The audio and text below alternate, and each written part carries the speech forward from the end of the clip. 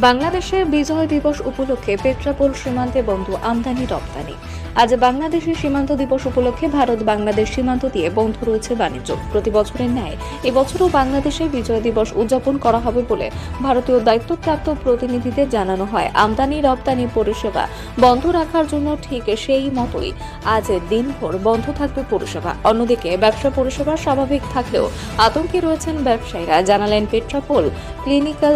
অন্যদিকে ব্যবসা পরিষেবা স্বাভাবিক থাকলেও আতঙ্কে রয়েছেন ব্যবসায়ীরা, জানালেন পেট্রাপোল ক্লিয়ারিং এজেন্ট সম্পাদক কার্তিক চক্রবর্তী। কার্তিকবাবুর কথায় বাণিজ্য স্বাভাবিক থাকলেও আতঙ্কে রয়েছেন ব্যবসায়ীরা। আজ বিজয় দিবস উপলক্ষে প্রতি বছরের ন্যায় বাণিজ্য বন্ধ রয়েছে।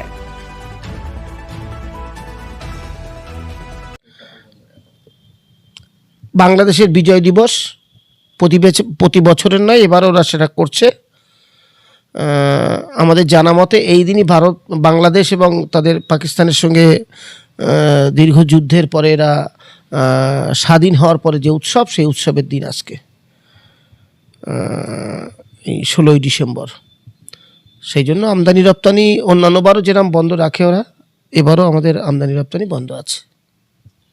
এই যে বাংলাদেশের সঙ্গে ভারতের যে সম্পর্কের আওয়াজটা বাংলাদেশ থেকে উঠছে, ভারতের পণ্য বয়কট বা ভারত বিদ্বেষ যে স্লোগান উঠছে, যে অশান্ত হয়ে উঠেছে, তার কোনো প্রভাব কি না না না না না কোনো পোটেই পড়েনি। আসলে প্রচার যারা করছে তারা কোন জায়গা থেকে করছে, কোন অ্যাঙ্গেল থেকে করছে, আর আমরা বিভিন্নভাবে কিভাবে দেখছি সেটা যে দেখছে আর যে পাঠাচ্ছে তাদের, কিন্তু ডাটা গভর্নমেন্টের তা বলছে না।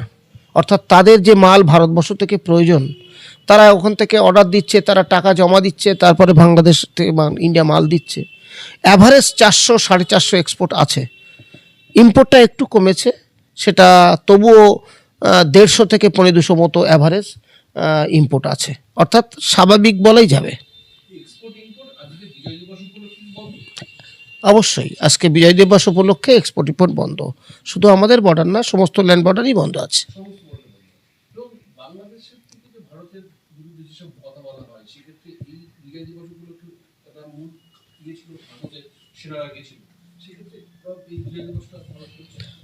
আমরা এটা করি না, ওটা বাংলাদেশ করে। কোনো উৎসব হলে ওরাই করে। আজকে ওদের সে উৎসব কিভাবে ওরা পালন করছে, কি অবস্থা আছে সেটা জানি না, কিন্তু আমদানি রপ্তানি বন্ধ রেখে ওরা নিজেরাই বলেছে আমাদের 16ই ডিসেম্বর বন্ধ থাকবে। আমরা সেই অনুযায়ী আজকে আমরাও এক্সপোর্টের গাড়ি দিচ্ছি না, ওরাও তাদের রপ্তানির গাড়ি, আমাদের ইম্পোর্টের গাড়ি ওরা দিচ্ছে না। এই মুহূর্তে বাংলাদেশ সংক্রান্ত বিষয় নিয়ে এক্সপোর্ট বা ইম্পোর্ট কি ব্যবসাকে কোথাও ব্যবসায়ীরা আতঙ্কে আছে, অস্বীকারের তো জায়গা নেই। বড় বড় যারা এক্সপোর্টার আছে, রপ্তানিকারক, তারা মাল ওপাশে পাঠাবে, সেই মাল তাদের গোডাউন থেকে উঠবে বেনাপোল বা বাংলাদেশের যেসব এলাকা আছে, তারপরে পেমেন্ট পাবে। অর্থাৎ পেমেন্ট পাওয়া নিয়েও কিছু আশঙ্কায় আছে। বাংলাদেশের রাজনৈতিক অস্থিরতা তো একটা বড় কারণ হয় না। সম্পর্ক যদি দুই দেশের ভালো থাকে তাহলে সব দিয়ে তারা খুশি হয়। এক ব্যবসায়ীরা খুব যে খুশি তা নয়, ব্যবসায়ীরাও চাইছে সমস্যার সমাধান হোক। আর আলটিমেট হচ্ছে বাংলাদেশে আমরা কি করি, ভারত কি করে, বাংলাদেশে 2% রপ্তানি করি। 100% আমরা যে হয় সারা পৃথিবী জুড়ে, তার মধ্যে মাত্র 2% আমরা রপ্তানি করি। সারা দেশের কতগুলো এফেক্ট হবে বাংলাদেশের এই অস্থিরতা চলতে থাকলে সেটা বলতে পারবো না। তো এটা বলতে পারবো অঞ্চল উভয় পাশে আমরা এফেক্টেড হব।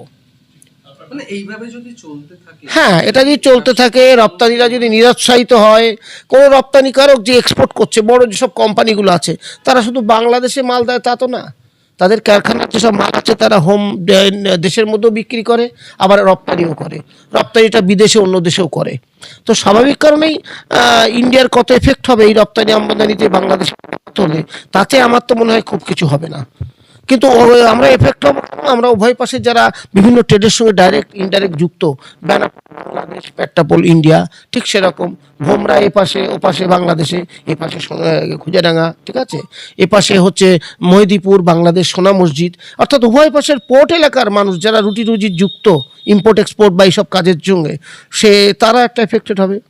ব্যবসায়ীরা বলছেন আপনারা অনেকটা আতঙ্কিত, তারা যেহেতু মালটা ওপাশে যাবে।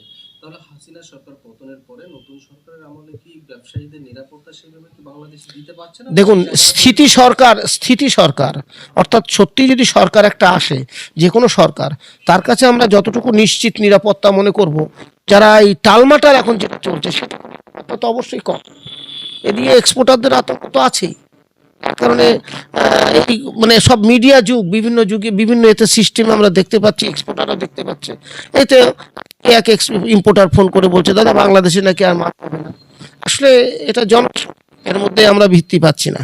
তো এখনো এক্সপোর্ট ইম্পোর্ট এখনো স্বাভাবিক আমরা চলছে, তবে সবকিছু ঠিকঠাক থাকলেও চলছে বলে যে স্বাভাবিক সেটা আমি বলবো ঠিকই, কিন্তু আতঙ্ক মানুষের মধ্যে কিন্তু ছাড়ছে না, আতঙ্ক আছে, রপ্তানিকারকদের মধ্যে সবচেয়ে বড় আতঙ্ক আছে। আমি Kartik Chakraborty, CHA secretary, clear news.